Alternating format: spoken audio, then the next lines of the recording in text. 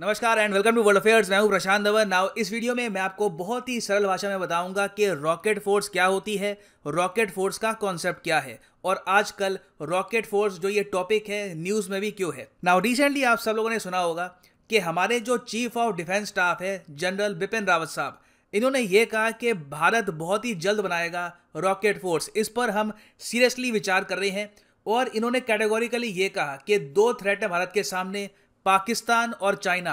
दोनों को काउंटर करने के लिए रॉकेट फोर्स की आवश्यकता पड़ेगी भविष्य में। नाउ ये इनकी जो स्टेटमेंट है किस कंटेक्स्ट में दी गई ये भी जानना काफी इंपॉर्टेंट है।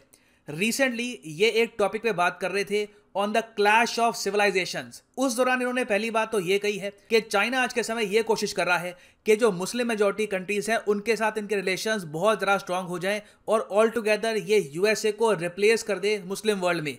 और ये काफ़ी हद तक हो भी रहा है। आप अगर देखें तो चाइना ने आज के समय बहुत सी इन्वेस्टमेंट्स करनी स्टार्ट कर दी है इन ईरान। उसके अलावा आप अगर देखो तो इवन सऊदी अरेबिया के साथ इनके रिलेशंस काफ़ी अच्छे हैं। सीपैक के बारे में आप सबको पता ही है, पाकिस्तान ऑलमोस्ट एक इकोनॉमिक कॉलोनी ही बन चुकी है चाइना की। और फिर हमारे चीफ ऑफ डिफेंस स्टाफ ने यह कहा है कि बहुत ही जल्द आप देखोगे कि चाइना अफगानिस्तान में भी एंट्री लेगा। मैं टू बी ऑनेस्ट बहुत इंटरेस्टेड हूँ इस पर्टिकुलर एस्पेक्ट में कि क्या वो देश जिसको कहते हैं ग्रेवयार्ड ऑफ एम्पायर, क्या ये एक और कब्र खोदेगा यहाँ पर चाइना की, या फिर चाइना फाइनली वो एम्पायर बनेगा जो यहाँ पर अफगानिस्तान को बहुत ही लंबे समय तक काबू में रखेगा। That will be very interesting to see. खैर, हमारे सीडीएस ने यहाँ पर यह कहा है कि भारत के सामने चुनौतियाँ बहुत सारी है। पाकिस्तान एक तरीके से प्रॉक्सी है चाइना की। चाइना खुद हमसे मोस्ट प्रोबेबली लड़ेगा नहीं, ये लोग पाकिस्तान के थ्रू ही कोशिश करेंगे कि हम बिजी रहे यहाँ पर और जो भी कल को कैजुअलिटीज हो वो इंडिया पाकिस्तान ही यहाँ पे उठाएं। तो नीड आज के समय ये है कि हम फ्यूचर वॉर के लिए प्रिपेयर्ड हो। फ्यूचर वॉर में क्या होगा कि मेन रोल प्ले करेंगे रॉकेट्स, मिसाइल्स, और उसके लिए हमको चाहिए होगी एक proper rocket force. Now rocket force का जो कॉन्सेप्ट है दुनिया में कई कंट्रीज ने अपनाया है। सबसे फेमस इसका एग्जाम्पल है चाइना का। इंडिया में अगर हम बनाएंगे रॉकेट फोर्स तो काफी हद तक वो चाइना की ही कॉपी होगी। तो डिस्कस करते हैं कि चाइना में सिस्टम कैसे काम करता है और भारत में एक सेपरेट रॉकेट फोर्स कैसे बनेगी। मगर आगे बढ़ने से पहले क्वेश्चन पूछूंगा आपसे। क्वेश्चन ये है कि रुद्रम 1 आज के समय काफी हद तक न्यूज में है। तो रुद्रम 1 बेसिकली क्या है? क्या ये एक ड्रोन है डीआरडीओ का?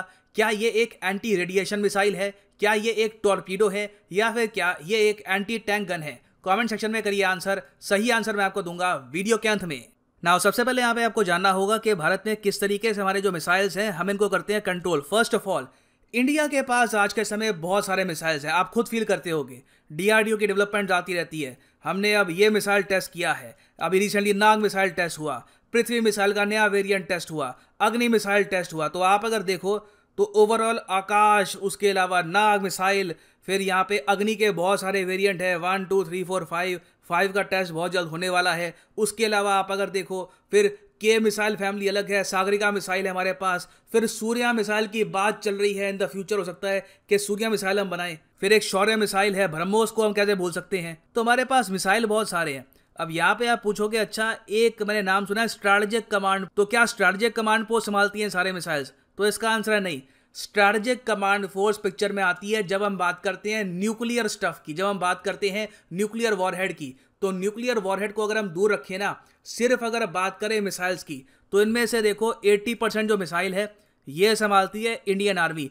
अनलेस कोई ऐसा मिसाइल है जो लॉन्च ही होता है शिप से, या फिर शिप से भी लॉन्च हो सकता है, सबमरीन से लॉन्च हो सकता है, तो वो अलग केस हो गया यहाँ पर। जैसे फॉर एग्जांपल K-15। वैसे आप अगर देखो तो इंडिया के 80% से ज़्यादा जो मिसाइल्स हैं ये आराम से हैंडल करती है इंडियन आर्मी। ना भारत में जब हम बात करते हैं ना इंडियन आर्म फोर्सेस की, तो आप सबको पता है कि हमारे पास है 3 ब्रांचेस, इंडियन आर्मी, नेवी और एयरफोर्स। मगर चाइना में सिस्टम थोड़ा सा डिफरेंट है। चाइना में ये लोग चाइनीज आर्म्ड फोर्सेस नहीं कहते, ये लोग कहते हैं people's liberation army. People's liberation army के अंडर आती है इनकी ग्राउंड फोर्स, नेवी, एयरफोर्स और रॉकेट फोर्स। उसके अलावा पीएलए स्ट्रेटेजिक भी है। तो ये एक बहुत ही इंटरेस्टिंग फैक्ट है कि चाइना में आपको पीपल्स लिबरेशन एयरफोर्स नहीं मिलेगी, पीपल्स लिबरेशन नेवी नहीं मिलेगी। ऑफिशियल जो नाम होगा वो इसका ये होगा people's liberation army navy, people's liberation army air force. सारा जो आप कह सकते हैं इनकी जो मिलिट्री है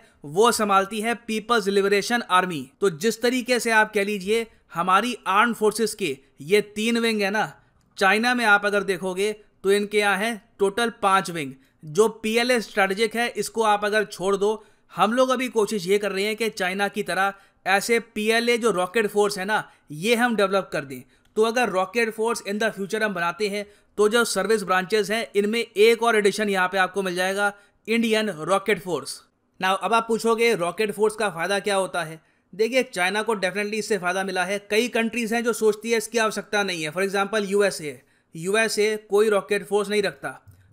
फॉर एग्जांपल इवन आप अगर देखो कई और देश है, जापान के पास भी कोई स्पेशल रॉकेट फोर्स आपको नहीं मिलेगी। मगर चाइना का जो एक्सपेरिमेंट है काफ़ी सक्सेसफुल रहा है। इसमें फ़ायदा ये होता है, आप इमेजिन करके देखो, एयरफोर्स है, नेवी है, आर्मी है, वहाँ पे इनके पास वेरियस टाइप के मिसाइल्स हैं। अब मिसाइल डिप्लॉय करने के लिए अलग से लोग होते हैं। मिसाइल्स को हैंडल करना ऐसा नहीं है कि कोई भी आप सोल्जर को कहोगे चलो उठो 4 सोल्जर उठो, ये ब्रह्मोस मिसाइल को कैरी करो, नहीं। मिसाइल्स कैनिस्टर को कैसे कैरी करना है, क्या उसकी रिक्वायरमेंट होती है, किस टेम्परेचर में मिसाइल रहेगा, अपने आप में ऑल टुगेदर साइंस होती है।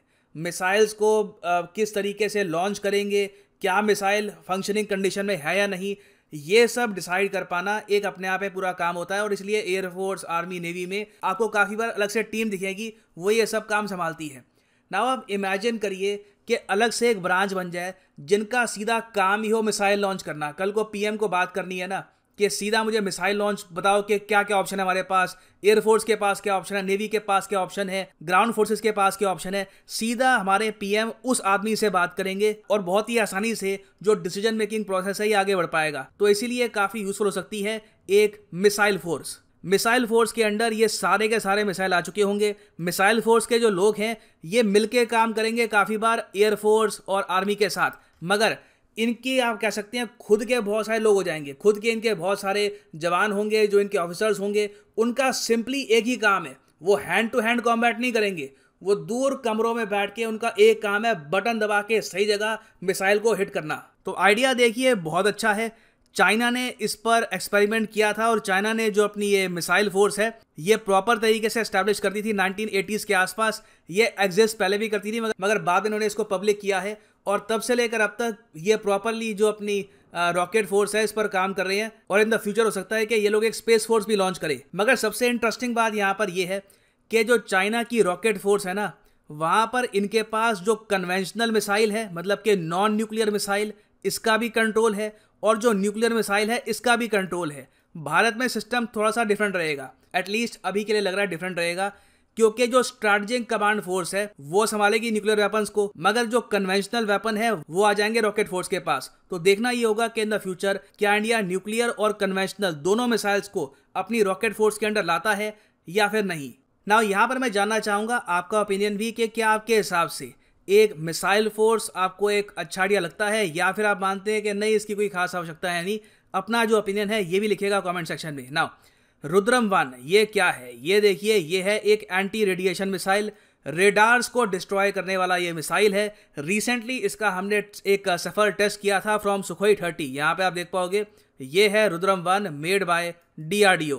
फाइनली यहाँ पर मैं ये भी ऐड कर दूं कि अनअकैडमी का जो डिस्काउंट है UPSC डिस्काउंट आज रात मध्य रात्रि को हो जाएगा खत्म। तो आपके पास अभी भी चांस है, you can by the UPSC course. Comment section में जाइए, क्लिक करिए इस लिंक पे, दोनों लिंक पे आप क्लिक कर सकते हैं। फॉर एग्जांपल आपको बस प्रीलिम्स और मेंस की तैयारी करनी है, click on the second link और यहाँ पे आप चूज कर सकते हैं the course of your choice. यहाँ पे आपको क्लिक करना है UPSC CSE GS पर, गेट सब्सक्रिप्शन पर। और अगर आप अभी कॉलेज में हैं, आपके पास अभी टाइम है, आप आराम से परचेज कर सकते हैं 24 मंथ का कोर्स। यहाँ पे जो प्राइस लिखा है ना अभी 2700 रुपये, ये रात के 12 बजे के बाद हो जाएगा 3000 रुपये। तो अभी 2700 रुपये है, इस पर भी एक एडिशनल डिस्काउंट लगेगा। PG10 prices will fall even more, so use the code PG10 and save your hard and money. और इस पर्टिकुलर कोर्स से आप UPSC प्रीलिम्स और मेंस की तैयारी कर पाएंगे घर बैठ के काम करते हुए कभी भी। So use the code PG10 and save your hard-earned money. And this is the end of this video. Thank you for listening, and as always, God bless you all.